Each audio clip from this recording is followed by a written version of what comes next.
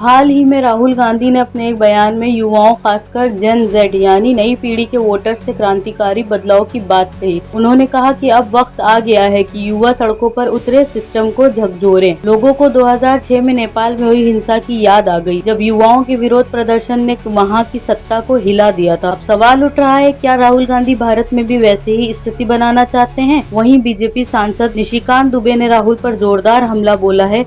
वो अपने देश के बारे में क्या सोचते हैं, वो पॉलिटिक्स के बारे में क्या सोचते हैं और वो किस तरह का तख्ता पलट करते हैं।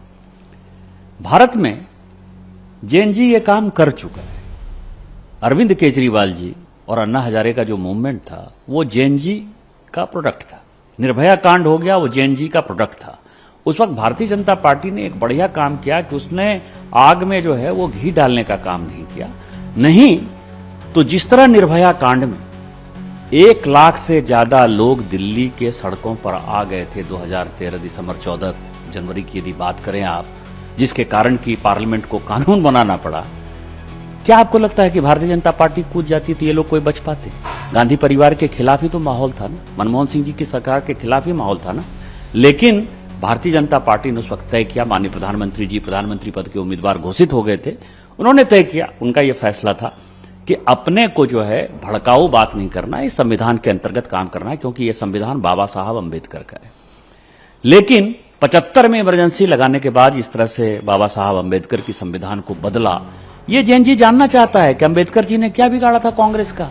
राष्ट्रपति के सारे अधिकार आपने खत्म कर लिए, स्वतंत्रता का अधिकार खत्म कर लिया, जो हमारे संपत्ति का अधिकार था, जिस जमीन की बात आप करते हो, संपत्ति का अधिकार जो है संविधान संशोधन करके इंदिरा गांधी ने खत्म कर दिया। आज हमारे मौलिक अधिकार में संपत्ति का अधिकार है ही नहीं।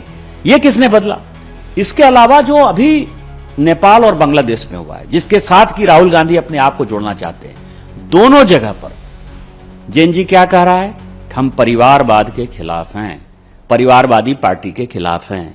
परिवारवाद कहां है? मोदी जी तो परिवारवादी नहीं है। मोदी जी तो ग्राउंड से जो है लड़ाई करके आए हैं, यहां ऊपर उठकर आए हैं। मैं जब आपके सामने बोल रहा हूं, मेरे परिवार में तो कोई सांसद विधायक नहीं है। मैं भी एक छोटे से गांव से उठकर जो है यहां आया हूं। जवाहरलाल नेहरू, इंदिरा गांधी, राजीव गांधी, सोनिया गांधी, इसके बाद राहुल गांधी, प्रियंका गांधी, उसके बाद प्रियंका गांधी जी के बेटे भी हो सकता है आ जाए। रॉबर्ट वड्रा साहब रोज कहते हैं कि मैं आंदोलन करना चाहता हूं, मैं चुनाव लड़ना चाहता हूं। तो जेएनजी के आंदोलन को यदि वो उठाना चाहते हैं तो हम तो राहुल गांधी के साथ हैं। पूरी गांधी फैमिली देश छोड़ती हुई नजर आएगी। दूसरा जेएनजी ने क्या किया, जो नेपाल और बांग्लादेश से उदाहरण है, भ्रष्टाचार के खिलाफ। भ्रष्टाचार किसने किया?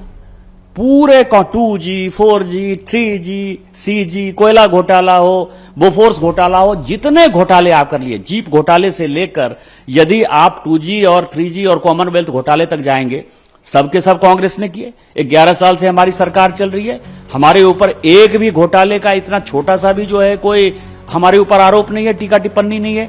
तो दूसरा जेएनजी जो कह रहा है भ्रष्टाचार में कौन चले जाएंगे, वो जाएंगे कि नहीं जाएंगे। तीसरा बात जो जेएनजी कह रहा है, क्या कह रहा है? वो ये कह रहा है कि हम संविधान में संशोधन करेंगे। वो बांग्लादेश को इस्लामिक राष्ट्र बनाना चाहता है, नेपाल को हिंदू राष्ट्र बनाना चाहता है, ये जेएनजी कहता है। मेजोरिटी भारत में यहां है, हम सेकुलर हैं और आई एम प्राउड कि हम सेकुलर हैं और सेकुलर रहना चाहिए, संविधान में जो बाबा साहब अंबेडकर ने कहा है। लेकिन जेएनजी जब हिंदू राष्ट्र की तरफ बढ़ेगा तब आप क्या करोगे? तो क्या इस देश को हिंदू राष्ट्र बना दोगे आप? जेएनजी यही तो कहेगा। ये तीनों मुद्दे जो हैं, और परिवारवाद में यदि आप देखिए, केवल गांधी परिवार ही नहीं, जो विपक्ष की पार्टियां उनको साथ दे रही हैं, मुलायम सिंह यादव जी के बाद अखिलेश यादव जी हैं, करुणानिधि जी के बाद स्टालिन साहब हैं, बाला साहब ठाकरे के बाद उद्धव ठाकरे, उसके बाद आदित्य ठाकरे हैं। जो भी पॉलिटिकल, लालू प्रसाद जी के साथ आप देखिए, लालू प्रसाद जी के साथ तेजस्वी यादव हैं, मीसा भारती जी हैं, ये सारे लोग, ममता बनर्जी के बाद अभिषेक बनर्जी हैं, जो भी कांग्रेस को साथ दे रहे हैं वो सब परिवारवादी पार्टियां। आपको क्या इनका भविष्य नजर आता है? तो मुझे लगता है कि गृहयुद्ध राहुल गांधी इस देश में भड़काना चाहते हैं, और इसी गृहयुद्ध के आधार पर नेहरू जी ने, उनके दादाजी ने इस देश का बंटवारा किया।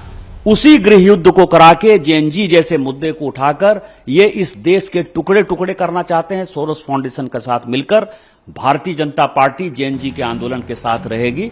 और मैं आपको चैलेंज करता हूं, दावे के साथ कहता हूं कि पूरी गांधी फैमिली और गांधी फैमिली को सपोर्ट करते हुए जितनी परिवारवादी पार्टियां हैं, यदि वो इस देश से भागती हुई इन्हें नजर आएंगी, फिर आप मुझे कहिए। ये मतलब अत्याधिक गैर जिम्मेदाराना इस प्रकार के बयान है, लेकिन उनको ये पता नहीं चलता है कि इस देश का युवा, इस देश का नागरिक पहले अपने देश के लिए करता है, देश के लिए जूझता है, देश के बारे में निर्णय करने का जब समय आता है वो निर्णय भी करता है। और यह कोई राजतंत्र वाली व्यवस्था नहीं है कि कौन होए हमें कहानी, चेरी छोड़ना होए रानी। अब तो समय वो आ गया है कि जनता जिसको चाहती है उसको चुनती है, जिसको चाहती है देश और प्रदेश की बागडोर सौंपती है। यह कांग्रेस लगातार चुनाव हार रही है, इसके कारण बौखला गई है। और श्री राहुल गांधी जी जैसा भारत के इतिहास में अपरिपक्व नेतृत्व कभी देखने को नहीं मिला।